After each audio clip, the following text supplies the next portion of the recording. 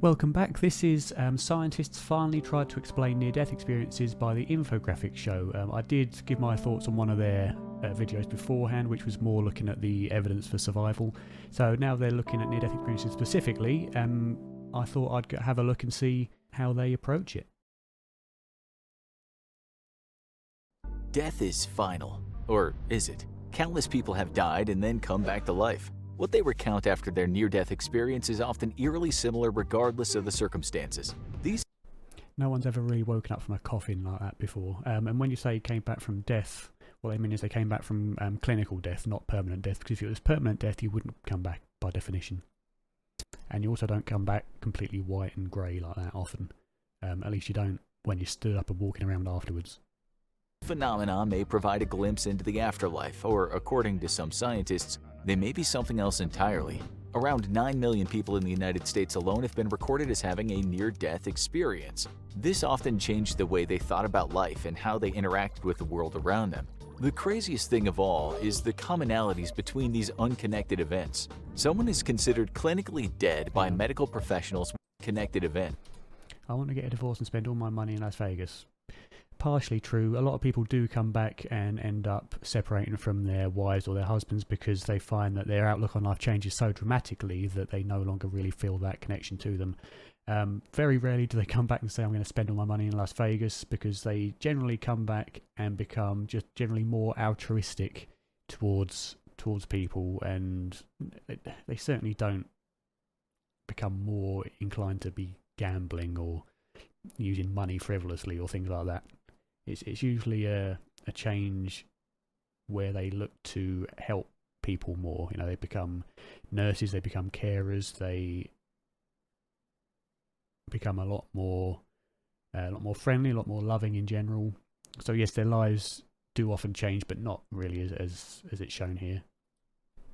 Someone is considered clinically dead by medical professionals when their heart stops beating.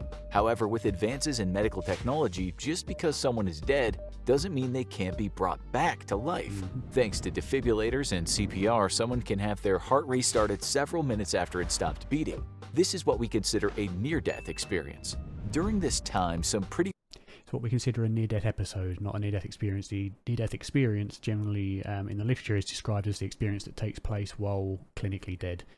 A near-death episode is when somebody comes close to death for whatever reason, but may or may not have a near-death experience. Wild common occurrences happen. Many people I thought that was a pregnant woman. People have recounted seeing a bright light or have an out-of-body experience. Oftentimes they watch what's going on in the operating room, or hear conversations that they were technically dead for. However, there's also a more sinister side to the near-death experiences, a darker common occurrence of feeling deep despair and loneliness, as well as a spooky-looking female apparition can occur. What causes the... Rarely. I've never heard of a female apparition. I've heard of the negative near-death experiences. They're quite common, not as common, I don't think, by a long margin as the pleasant ones. These commonalities, and why doesn't everyone recover from death? What is a near-death experience actually? Scientists are now closer to answering. That's also not really an accurate representation. It looks like someone's frightened to go into the light. Usually it's the complete opposite. When they see the light, they feel calmed and they look forward to going there. Oftentimes they're angry or fearful to come back from it because they know that their body's going to be in a bad situation. They don't really want to come back. And of course, there are, as I say, instances where people do fear going into the light or going into what's called the void, because they believe it has negative implications. But again, that's nowhere near as common, I don't believe. These questions than ever before. The first near-death experience described in a medical report came from a military doctor in northern France. Named Pierre-Jean de Monchaux in 1740, the patient had too much blood drawn while doctors tried to treat an intense fever. In the report, the patient said he saw such a pure and extreme light that he thought he was in heaven. Even the first medical record of a near-death experience includes a bright light. But is it God, or is there another explanation? Not mutually exclusive. It may not be God. At least as is commonly defined as God. Dr. Sam Parnia, an associate professor at NYU Grossman School of Medicine, has been pushing the boundaries of what we once thought of as death.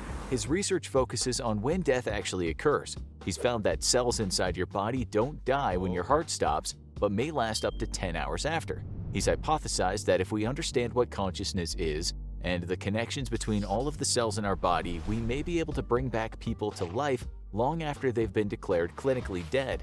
His research has also led to other That wouldn't mean turning them into a zombie, that just means reviving them from an impermanent state of death. findings, especially in explaining what a near-death experience could be. Parnia believes that someone's consciousness continues long after the brain and heart shut down completely. This may account for certain common experiences people have when they die. You notice how there he says when the heart and brain shut down completely. That wouldn't be true, because if the brain shuts down completely, or the heart as well shut down completely, it's going to be irreversible. You can't really restart the brain after it's gone beyond a certain threshold of damage or a certain threshold of shutting down, because the neurons literally begin to decay, although it does take a while. At least I believe that's the case. It depends what you mean by shutting down. If you mean shutting down by no EEG activity, then yeah, fine. That is an impermanent state, and that can be brought back. And that's the period where we're interested in why these experiences take place. And are brought back to life. Parnia sees thoughts and consciousness as being fundamentally different from synaptic activity. He claims that there's no evidence that shows how brain cells could generate thoughts. That's not a claim well, it is a claim, but it's true. There is no evidence that show how a brain could generate thoughts. We only take it for assumption that it must do because of the close correlations between them. That is, between neural activity and thoughts and mind. So for right now, we're working within the constraints of what we can know based on the technology we have. But if thoughts and consciousness lie somewhere else in the body, this may explain why near-death experiences occur. If consciousness continues on after the body is dead, then perhaps that's why, even though there's no brain activity, people have still vivid visions or are able to even recount things that happened around them while they were dead. However, other scientists are a little more skeptical and have a different explanation for what near-death experiences could be. Kevin Nelson, a neurologist at the University of who's said and admitted actively that he hasn't ever looked at the veridical perception aspect of it. So he's looking purely at the subjective nature of near-death experiences, which I agree could be explained by dying brain, hallucination, maybe Rem intrusion, which is Kevin Nelson's hypothesis. I don't know enough about Rem intrusion to really look at it, although it has been contested. But again, it all comes crumbling down when you include veridical perception, which shouldn't happen. Kentucky Medical Center provides a less mystifying explanation for near-death experiences. Nelson claims that many of the visions, out-of-body experiences, and lights associated with near-death experiences can also be triggered when someone isn't in any danger of dying at all. This may indicate that the things people go through during near-death experiences aren't necessarily connected to the event itself, but to normal activity of the human nervous system. The commonalities that people recount during their near-death experiences also seem to be similar to those that happen when someone faints. Nelson suggests that it may not be the threat of death that causes the experiences, but the feeling of being threatened itself. Conducting experiments in the safe conditions of a laboratory was shown to generate similar experiences as in near-death patients. A study from 1994 found that fainting caused the participants in the experiment to feel at peace, entering another plane, and being surrounded by light. All of these things are also associated with near-death experiences. The scientists found that out-of-body experiences were not only common in fainting trials, but in the general population as a whole. In one study of 13,000 people, researchers found that almost 6% of them had an out-of-body experience. So it would appear that this type of event is not reserved for those who have had a brush with death. If this is the case, then what about all the other near-death experiences? Okay, so I lost my memory card there, but it should be back now. So this is effectively this is the Noor Foundation or Noor Foundation's video Experiencing Death in an Insider's Perspective. I'd very strongly recommend watching it. I'm not sure who this guy on the left is. You can't see my mouse on the screen, but from left to right, I don't know who the furthest left guy is. Then you've got Sam Parnia, Mary Neal, the affirmation Kevin Nelson, and then Dr. Peter Fenwick. What I'm interested in here is Dr. Fenwick's, I think it's Fenwick or Fenwick, I always say Fenwick, I don't know why, is his response to Kevin Nelson's points, which he's made just before this. Go back and watch it. As I say, you can find it on YouTube. It's a very important video to watch. He's just made the point of his theory of Rem intrusion and the fact that out-of-body experiences can take place during syncope and do seem to take place during REM periods. And this is basically Peter Fenwick's response to that. Okay, Peter, do you accept this explanation of out-of-body experiences? Not much. And there's certain things I don't like about it, and there's certain things which I'll go along with. First of all, they are very common, as you say. There's no doubt about that. And also, ordinary people will have out-of-body experiences. Those, to me, aren't terribly interesting. What are interesting to me are the out-of-body experiences that you have during a cardiac arrest. Because remember I said that you have to know what the brain state was. And in cardiac arrests, on the whole, we do know what the brain state is, particularly if they are in people who are in a medical facility of some sort. Now, there are a lot of accounts of these. And one would normally think, okay, the person comes out of their body and then goes down the tunnel or something. It's not quite like that. They come out of their body and they perceive what is going on around them. Now, this is very important if your brain is not functioning. That's one of the key points. As far as one can get to it from the medical data, it's not functioning. Which means that in cardiac arrest, as he's describing here, after about 10 to 15 seconds, the EEG activity ceases after the heart stops. And that means that from the neuroscience as we currently understand it, no memory recording, no conscious activity should take place, no conscious experience should take place at all. But that's the first thing which is interesting. The second thing is they can get veridical or true information of the environment. And that's the second crucial point. Now, if that is true, then it suggests that mind and brain can separate. And just to explain this a bit further, Kevin Nelson's description explained that during an out-of-body experience, people will find themselves above their body, and that he believes that's due to an issue with the temporal parietal junction that gets turned off. Well, the temporal parietal region, which is responsible or correlated closely with how our sense of self is perceived in time and space. So he's saying that when that's turned off, as it was done experimentally by Olaf Blunk, his subjects experienced being outside of their body, although often it was experiencing a leg lifting or an arm lifting, but there were cases where they saw themselves from outside of the body. Why they see themselves from that perspective, we don't know. But what's important there is if they're perceiving and they're seeing things from outside the body, can those experiences be justified or verified as accurate? Because if they are, especially if, as Peter Fenwick says, during cardiac arrest, or if something like their eyes are taped shut during a procedure, but they can still see verified perceptions that should not physically have been able to have been seen, then regardless of whether it happens in fainting or during cardiac arrest, that shouldn't happen because the eyes are shut, or it's information that they couldn't glean by listening to what was going on around them. Some of these cases take place where they see things in other rooms, which certainly shouldn't happen. So whether it happens in fainting or during a near-death experience, if they're able to see and recount vivid, veridical experiences, that would suggest, as he says, that consciousness and perception can take place from a location external to the actual body. So that's the first point. And so you have to look at these ones very carefully, because there is nothing in our current science which suggests that mind and brain can separate, because our science says that mind is created by the brain. So you need to look at these. Not really the science, the philosophy that's has stemmed from science and is the most dominant currently. These experiences. So the first thing is, can they get true information? The next thing about the experiences is that they don't only get information from where they are in the OR room, they get it also by going through walls and hearing conversations from other people. And if you look at the accounts, then you will see that the people whose conversations they heard when they were unconscious, apparently, were in different rooms, and there was no way that they could hear it. Now, that's the data. Now you have to interpret it. Well, there have been one or two attempts to do this. One of the things that people, when they come out of their body, say is that if there is an object here, you can see its top and its sides. That's all right, but you can see its bottom at the same time. Now, that's not okay.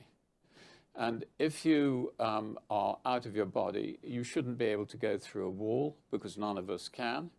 So that's not okay either. So what are these people really saying? And there are one or two people who are suggesting that maybe they're in a 5-dimensional reality. In other words, it's an extra dimension. That will allow you to see tops and bottoms of things and will allow you to go through walls. So it's just another way of thinking about these phenomena and just taking them for what they are and saying, okay, what actually do they mean? So that's the important thing, is none of these theories are any less relevant than any other, because at this stage, brain creates consciousness, brain receives consciousness, brain is an image of consciousness. None of them have a mechanism to explain how that could possibly be, so it's fair game for all of these experiences. In my opinion, brain produces consciousness is not able to explain all the data that we're seeing now, which is why I lean more towards either the idealist perspective or a dualist, I suppose, position that there are two separate things with consciousness and the body. So that's just looking at one of the responses from the infographics description of Kevin Nelson's work. Nelson suggests that it may not be the threat of death that causes the experiences, but the feeling of being threatened itself. Conducting experiments in the safe conditions of a laboratory was shown to generate similar experiences as in near-death patients. A study from 1994 found that fainting caused the participants in the experiment to feel at peace, entering another plane, and before looking at the Experiencing Death Insider's Perspective video, I did look for this study. I found it, but I couldn't access it because it was, I don't know why there was no link to it, so I couldn't actually look at the results of it. being surrounded by light. All of these things are also associated with near-death experiences. The scientists found that out-of-body experiences were not only common in fainting trials, but in the general population as a whole. In one study of 13,000 people, researchers found that almost 6% of them had an out-of-body experience. So it would appear that this type of event is not reserved for those who have had a brush with death. If this is the case, then what about all the other near-death experiences? If they can be explained by natural processes of the body, then scientists would be in a better position to explain. They can't be explained by natural processes of the body, they can be correlated to certain natural processes in the body. Why certain events occur when someone dies and then is brought back to life. For example, out-of-body experiences are also commonly reported by people with epilepsy or who go through sleep paralysis. Since the latter is non-life threatening, it stands to reason that the near-death experience is not causing the out-of-body experience. There are also cases of out-of-body experiences that can be induced at will, or astral projection is a common term for them, where out-of-body experiences take place when you actively try to achieve them, and thus can leave your body and travel through different realms and all that, which is again very similar to some of the experiences seen in near-death experiences. So to me, it wouldn't be surprising that these experiences occur during fainting as well, when there isn't a life-threatening position. To me, it would suggest that it is a natural process that one can leave their body at will or not at will in the case of near-death experiences, and can find themselves in different environments, in different dimensions, if you want to use that term. It's not, certainly it isn't restricted to only in near-death situations. Does that mean it's a natural material process of the brain? Possibly. Does it mean that there's a part of our consciousness that we don't understand yet that isn't part of the material? Well, I would suggest that the evidence and the data we have would suggest that much more is much more a parsimonious explanation. But something else may be. Nelson has conducted research where, by using a small electrical charge to zap someone's temporal-parietal cortex, which is the part of the brain that regulates how the body perceives itself, out-of-body experiences can be triggered. But Nelson thinks that the events which occur during near one's temporal-parietal cortex, which is the part of the brain that regulates how the body perceives itself, out-of-body how the body perceives itself, I suppose you could say that, but again, you're taking the assumption that the body is responsible for the sense of being aware. The experiences can be whereas you could say that the temporal-parietal junction regulates how we experience our body, without the implication that it's the body experiencing itself. Triggered. But Nelson thinks that the events which occur during near-death experiences can be explained by something all of us do each night. A lot of the things that people see during a near-death experience can also occur when someone transitions between wakefulness and the rapid eye movement stages of sleep. Nelson believes that the key characteristics of near-death experiences are all normal things that occur during a sudden shift in states of awareness. This is oftentimes what is experienced in this is a state called Hypnagogia, I believe, where you're halfway between sleep and awake. I've experienced hallucinations and things during this time, especially where you feel like you're falling. That's a common one. But I personally have never experienced being completely vivid and feeling like I'm not in a dream. I've had one lucid dream where I knew I was dreaming, very different to how people describe being out of body, either in a near-death experience or not, because they describe it as being more real than real, certainly not a dream. They describe their waking life as being much more dreamlike. I'm not sure if such vivid experience and a sense of being more real than real takes place during hypnagogia. I'd have to look that up, but I'm sure that those, when we wake up, we can always identify when we were hallucinating or dreaming and when we were not. It's called the Borderland of Consciousness, the switch that controls when we change between states of consciousness like wakefulness and REM sleep is housed deep within the brainstem. Nelson hypothesizes that when someone undergoes a near-death event like a cardiac arrest, the brain malfunctions. When this happens, the different states of consciousness may begin to bleed together, which could cause the person to undergo several of the things associated with near-death experiences. It isn't so much that the person is seeing beyond this life, as their perception of reality is being merged together with multiple levels of consciousness. This idea is called the Rem Intrusion Theory. Nelson even takes it a step further by explaining why the bright light during a near-death experience is so common. When the brain switches between wakefulness and REM sleep, it's actually activating part of the visual system. So it's logical that when someone passes through the borderland of consciousness, they would experience some form of light. This wouldn't be a light from the great beyond, but instead a byproduct of the brain switching back and forth between consciousness levels and accidentally activating the visual system of the body. But not all scientists believe that near-death experiences can be explained away by That's got to be Bruce Grayson. functioning brainstems and the bleeding of consciousness levels. Bruce Grayson, who is a psychiatrist at the University of Virginia, has been studying near-death experiences for almost 50 years.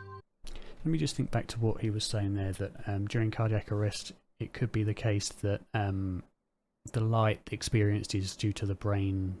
I think he said it was due to the brain shutting down and causing the visual cortex to be activated, causing the feeling of a bright light. Yeah, I mean, you could hypothesize that, certainly, but that doesn't really describe the sensations that come with that light experience. You'd have to look at many different near-death views just to understand that it's not just seeing a bright light, it's a sensation that the light is more than a light. It's an all-encompassing kind of sensation of love and a being in and of itself, kind of, but not really. It's difficult to explain. And then you have experiences like the tunnel, which has been tried to be explained by Sue Blackmore as the retina begins to degrade, I believe, or begins to shut down. It causes a tunnel vision where sight gradually comes to a pinpoint as in a circle, which isn't really what's described because it's more a three-dimensional environment of a tunnel that's described. It's not always there, but sometimes it is. So you could hypothesize all this is brain caused because this is the subjective aspect of near-death experiences. Again, it all falls down when you have veridical perception, which Kevin Nelson has gone on record saying that he's never really looked at. He's actively ignored it. He claims that the Rem Intrusion Theory cannot explain every near-death experience. The most concrete example of this is in people who have near-death experiences while under conditions that inhibit their brain from going into REM sleep. This happens, for example, when someone is given anesthesia. The biggest problem that Grayson has with the Rem Intrusion Theory is that some data just doesn't support it. He even acknowledges that Rem Intrusion Theory seems plausible for explaining near-death experiences, but the information available and the data that's been collected does not make sense if the slipping between consciousness levels is the sole reason for all near-death experiences. And that's the thing with all these explanations. There's always many cases where the data doesn't fit the specific explanation. There's so many different explanations, but none of them work to suit all of them. And yet, all experiences seem to be incredibly similar to each other, with some differences, certainly cultural and expectational differences, and some phenomenological differences as well. But generally the underlying theme and the underlying factors are always the same, as are the after effects. One of the most significant examples for Grayson that has him believing that there is He's not a surgeon, he's a psychiatrist. more to near-death experiences than just blending of consciousness levels actually comes from his own work. He'd been trying to revive a patient who had overdosed on drugs and was clinically dead. When he and his team were able to revive her, the patient was able to recall precise details from what was happening while she was dead. The patient repeated back a conversation that Grayson had with her roommate in the next room over, and that Grayson had spaghetti sauce on his tie while he was trying to revive her. After he had talked to the patient, he concluded that the only way it could have happened was if she had left her body. And it wasn't for the sake of wanting to believe, Bruce Grayson, he's described in his book After, that he went about every which way he could to explain how this person knew about the spaghetti stain on his tie, but he could not come up with a reasonable debunking, I suppose, explanation. And this is a guy who has been trained all of his years in conventional psychiatry and conventional science, believing that everything is material at base and that the brain is responsible for consciousness. This one experience kind of pushed him off that tread when he could not explain it in normal terms. That made no sense to me at all. Grayson does not believe the Rem Intrusion Theory can explain this example of a near-death experience with every detail that the patient remembered. What it comes down to is that more research needs to be done, but there are two camps when explaining near-death experiences. The first is that when someone dies and is brought back to life, there's a malfunction in the brain that switches it between different consciousness levels.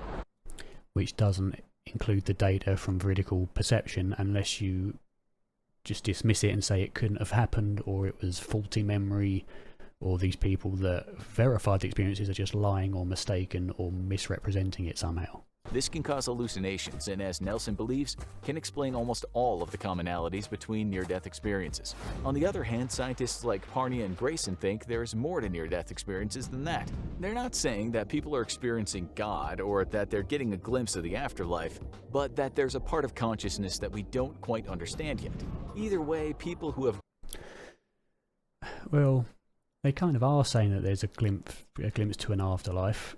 At least I know Bruce Grayson, he doesn't have a definite position because he's a scientist, a proper one. That he just follows the data, and any data that comes up will change his mind. But his current position is that these are glimpses to, and if you want to say an afterlife, it's not really an afterlife, it's a continuation of consciousness in a form that we don't yet understand because it's not causally tied to the brain. And I think Parnia is leaning in the same direction, although I'm not 100% sure of his position overall. Gone through a near-death experience normally have some type of transformation. Whether it's seeing a bright light, having an out-of-body experience, or something more sinister, like experiencing agony or deep loneliness, something happens. More often than not, people come out of a near-death experience having new perspective on life, one that actually drives them to be more thankful and more caring for others. And not wasting all their money in Las Vegas, as they implied earlier. Whether this is a result of altered states of consciousness or glimpses into what awaits us in the afterlife is inconsequential to survivors of near-death experiences. Just being alive is a gift to them. But they, 90% of them, 99% of them are certain that they will continue after death and no longer fear death at all, and understand, a greater value of life because there is meaning, because it doesn't end at death. Scientists, on the other hand, are driven to explain things. It's what they do. The phenomena associated with near-death experiences most likely will be understood at some point.